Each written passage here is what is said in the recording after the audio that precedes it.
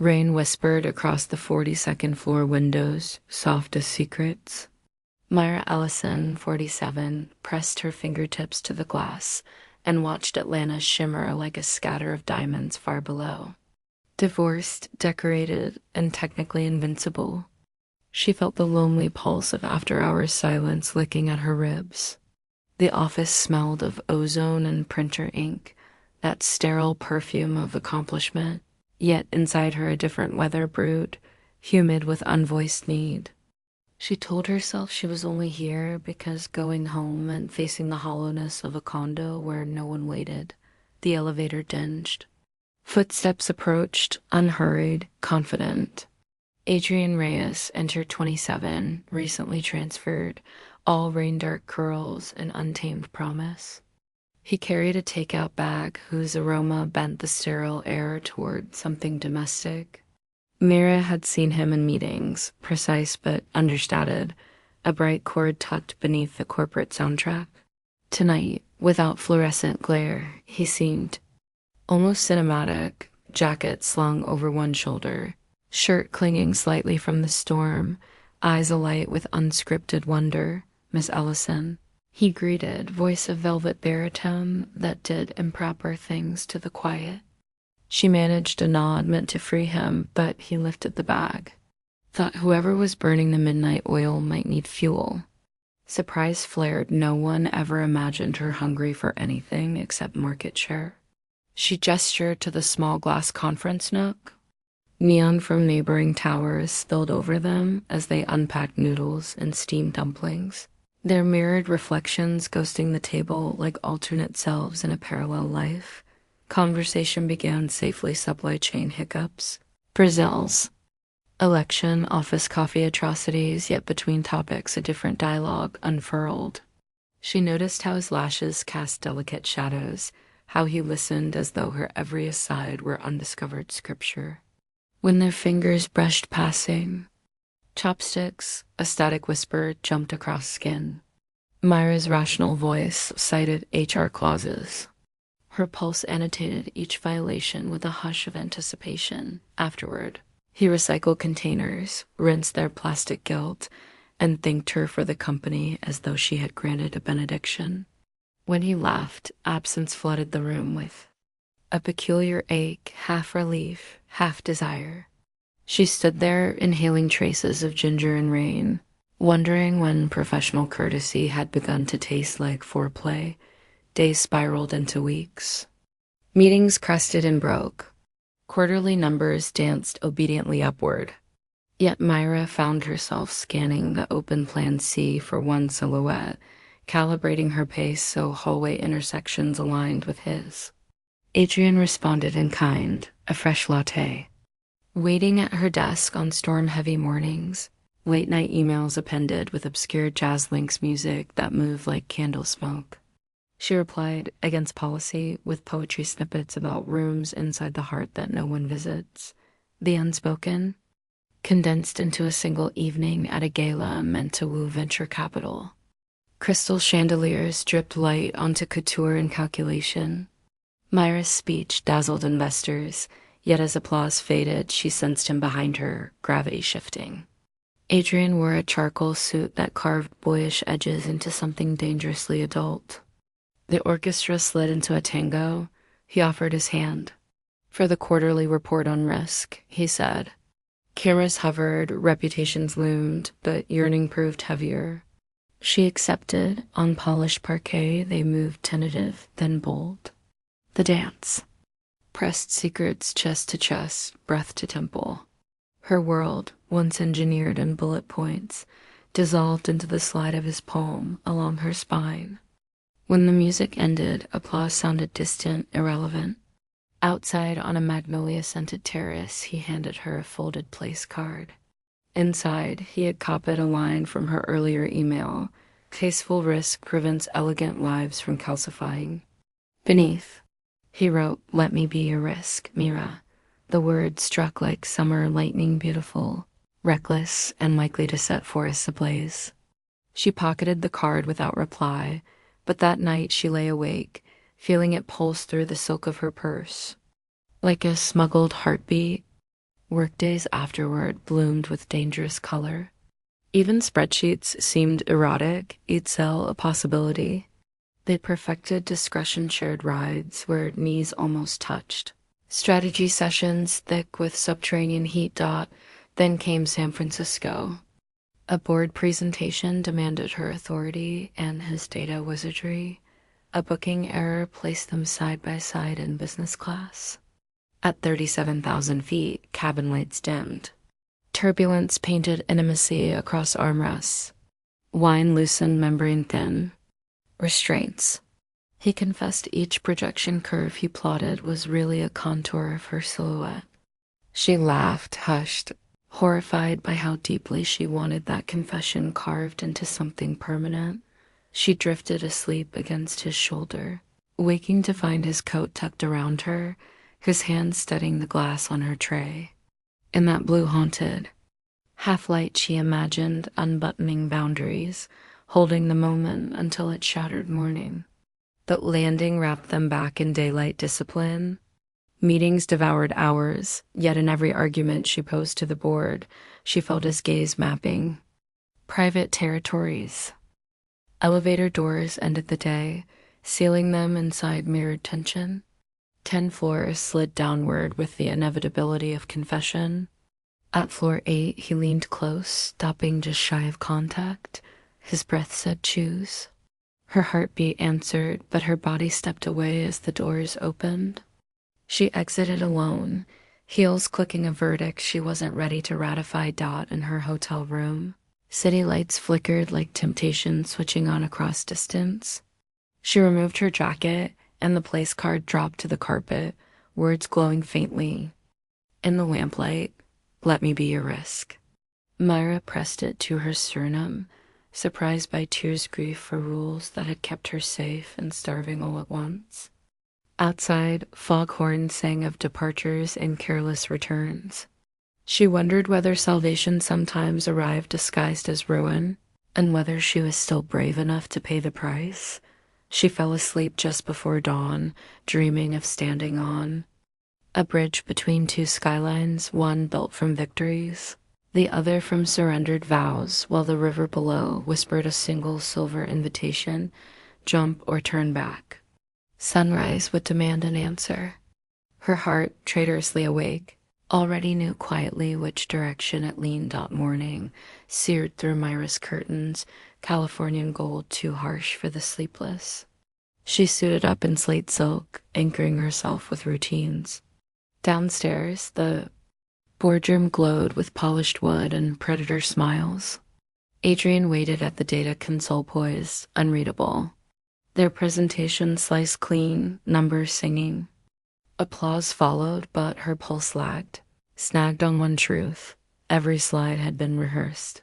Beside him, in private lightning, she booked an early flight home to escape the electric closeness. At SFO, the departures board flickered storms over. Atlanta, all routes delayed. Fate, she thought grimly, had found a new KPI. Adrian appeared, 2 coffees in hand. Bad news travels first, he said, offering a cup. An accidental brush of fingers pulsed through her veins. They settled near gate 71, trading small talk about street art and sourdough, while unspoken questions thrummed louder than the PA system. Hours crawled. Thunder cracked outside the panes. When lights dimmed, her breath stuttered. Adrian's hand covered hers steady, too intimate. Wine bar? He suggested when power returned. She nodded, surrendering caution's frayed leash. The bar was merely empty, a Cabernet dark as secrets pooled between them. Conversation slipped past corporate fences, her hollow condo, his mother cleaning offices at night, the loneliness of both climbing and surviving. I watched you own that room, he confessed, voice low. Made me believe ambition could be beautiful. Heat bloomed beneath her collar. Ambition's a costume, she answered. Underneath is mostly fear. He listened like a vowed announcement. Flights canceled until morning, hotel vouchers issued. Reality rearranged itself around opportunity. Shuttle ride to the airport, Marriott smelled of wet asphalt and possibility. Clerk handed them adjoining rooms. Her heart misfired at the subtle implication. Elevator silence ached. On her floor, she fumbled the keycard. Adrian gathered her fallen tote, passing it back as though touching relics. She thanked him, meant to retreat, but words tingled. Tea, she offered, code for nothing and everything dot inside, kettle hissed. Only one cup, we'll share, he said. Ginger steam curled between them. When he set the cup down half full, her name left his lips like a question and a prayer. His fingertips traced a strand of hair behind her ear. The first kiss was featherlight, the second a deeper confession. Desire surged, then collided with dread. She pulled away, heart a snare drum. We shouldn't. Her whisper felt adolescent. The craving felt ancient. Balcony doors beckoned cool night air. City lights shimmered on the bay, mirroring her trembling resolve. Adrian stood in the doorway, silhouette haloed by room light. I don't want to undo your world, he said. I want to stand in it. She gripped the railing. Tomorrow. I'm still your manager. Power, rumors, it could devour us. He stepped no closer, then set the terms, pace, distance, outcome. Just don't pretend this isn't real. Lightning far off gilded the water. Her fear wasn't falling. It was landing somewhere new? She turned, throat tight. Give me tonight to think. Adrian nodded, collected his coat. I'll be in the lobby at 10. Coffee, no expectations. Door closed soft as surrender. Left alone, she paced, emotions ricocheting like coins in. Ajar. The kiss replayed on loop suite, disruptive. By dawn, she'd scribbled pages. Risks, wants, consequences. Outside, fog began to lift, revealing a rose-gold horizon and the silent question hanging in the air between them. Her phone buzzed. Flight rebooked for noon. Plus a text from Adrian just checking you're okay. A small, steady lighthouse. She showered, the beat of water echoing the memory of his heartbeat under her palm. Dressing, she chose a charcoal dress, softer than armor yet sharper than apology. Lipstick became deliberate, a shade named Afterglow too. On the nose, she mused. At the elevator, mirrored walls showed a woman equal parts resolve and want. Lobby fragrance, fresh coffee, and polished marble-pressed nostalgia against her ribs. Adrian sat in an alcove, tablet open, suit jacket folded. Beside him. He looked up, relief flaring before he masked it. They ordered lattes and croissants. Mara broke first. I didn't sleep. Me neither. He smiled ruefully. Kept rewriting the future, every version ending with your resignation letter on my desk. A future where I stay could exist, then negotiate it. No. Office flirting. We finish the year and reassess. And outside? He asked. Outside, we learn who we are without titles. He nodded. They shook hands. The gesture sparked more electricity than the kiss. Shuttle back to the airport rolled through mist. Myra stared at planes cued like silver birds. Her career had always been a solo flight, but now she felt the comfort of a co-pilot one row behind. Reading her favorite poet on his phone because he knew. Security lines crawled. At a bookstore display, Adrian picked up a slim novel about late-life passion. She bought it, sliding the receipt in chapter 1 like a dare. They reached recliners facing runway glass. Storm clouds shredded, revealing sudden blue. Myra spoke. Of her father, a violinist who taught her every crescendo is earned by restraint. Adrian admitted he feared becoming unmoored in her orbit. She confessed her own fear, losing altitude if desire eclipsed discipline.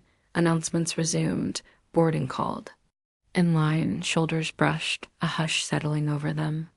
Stepping onto the jet bridge, Myra realized the thing inside her chest wasn't dread anymore, it was velocity. Seat backs clicked upright. Engines roared. At takeoff, she closed her eyes, felt gravity relinquish its claim, sensing more than seeing Adrian's hand nearby. Not to possess, but to study, should turbulence return. As the plane banked east, sunrise laid a copper path across the cloud. Tops. Myra watched it bleed through the window, imagining it as the beginning of a map neither spreadsheet nor schedule had ever shown her. Somewhere ahead waited conference calls, shareholder memos, and the peril of whispered office gossip, but also the possibility of evenings thick with music, shared takeout, and conversations that felt like oxygen. For the first time in years, consequence and wonder weighed the same. 2 months later, Atlanta steamed outside while Myra boiled within. Every morning she hunted for Adrian's silhouette. Their no-flirt pact had crumbled after a week. Coffees turned into Saturday walks, then hotel rooms and car seat lunches, little pop-up shop, always shifting to avoid being caught. Need bread mead. She stalked his calendar, arranged hallway collisions, even reassigned a contractor who laughed at his jokes. Corporate authority felt trivial beside the spell of his nearness. One Friday, after he canceled with a terse family thing text, she tailed him to an Edgewood bar where he played blues with friends, pride tangled with jealousy. She slipped away. Unseen. The next week, corporate announced 2 new VPs. Adrian's name surfaced, dazzling. Joy tangled with panic. Promotion could lift him beyond her reach. She cornered HR's director. He lacked tenure. Shareholders needed experience. The words tasted metallic. Shortlist posted. Myra triumphant. Adrian missing. Champagne flowed. His eyes were clouded glass. Thought I'd at least be interviewed, he said. She muttered about timing. Distance settled like ash. Days stretched like elastic bands. Myra answered congratulatory emails with clipped gratitude while her eyes drifted to Adrian's empty seat. He arrived late, left early, retreating behind headphones. Rumors multiplied. Rival firms were circling. Each whisper tightened the noose of her conscience. She dreamed of him nightly, sometimes angry, sometimes distant, always leaving. A month. Into her promotion, she endured a governance panel where shareholders probed ethics culture. Every pointed question scraped raw against her secret. That evening, she wrote a glowing reference for Adrian and sent it anonymously to the headhunter she'd heard mentioned. Half penance, half farewell. Friday rooftop, happy hour her first. As VP glittered with city lights and plastic toasts, Adrian stood at the edge of the crowd, gaze unreadable. Congratulations again, he said. Thank you, she managed. Wind lifted her hair. He almost smoothed it, then thought better. Was it worth it? He asked. I don't know anymore, she whispered. He nodded and walked away. Storms hammered the city that night. Counting seconds between flash and rumble, she pictured the stairwell plea that might cost him everything and had already cost her soul. When the ethics hotline, emails surfaced, security cams, stills of her clandestine conversation exposure felt almost merciful. HR suspended her. She boxed her office, the same room where she once felt untouchable. Adrian was absent. In the lobby, a courier handed her an envelope with no return address. Inside was the anonymous reference letter, annotated in Adrian's hand. Keep believing ambition can be beautiful, but let it be honest, he'd written, adding a gentle guitar chord progression.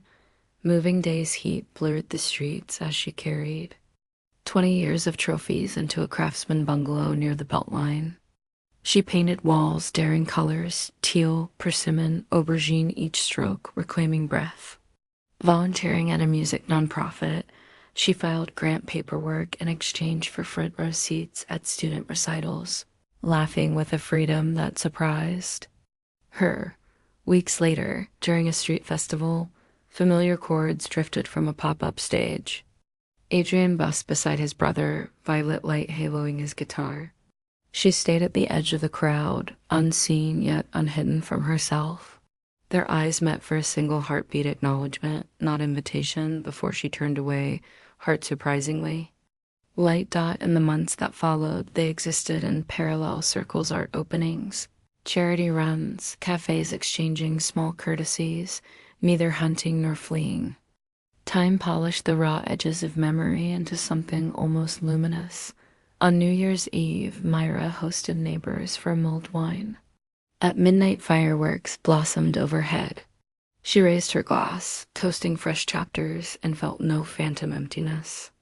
Beside her only a spaciousness ready for undiscovered stories. Later, on her porch swing, she opened the matchbox where the gala card had burned, let the ash drift on the wind, whispering goodbye. Inside, the clock chimed 12. A New Year's. Hush settled, reminding her that even ruined bridges can outline the path to another shore if one dares to walk alone.